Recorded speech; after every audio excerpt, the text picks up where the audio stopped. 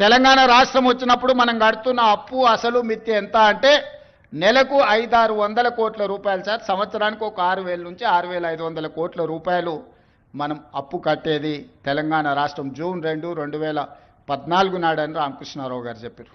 ఇప్పుడు నేను అడిగిన ఇప్పుడెంత కడుతున్నామని అంటే 16 నెలలు డిసెంబర్ 7, 2023 నుంచి మార్చి 31, 2025 నాటికి 1,52,000 కోట్ల రూపాయల అప్పులు అసలు మిత్తి కట్టినాం సార్. మనం తెచ్చిన అప్పు 1,58,000 కోట్లు.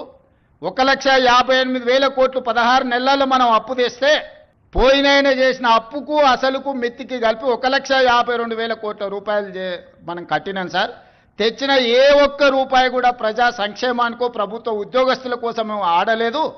8,29,000 కోట్ల రూపాయలు ఆయన పెట్టిపోయిన బకాయిలకు ఈ తెచ్చిన సొమ్మంతా అక్కడనే చెల్లించినాం సార్ అని రామకృష్ణారావు గారు ఈరోజు చీఫ్ సెక్రటరీ గారు నాకు వివరించారు.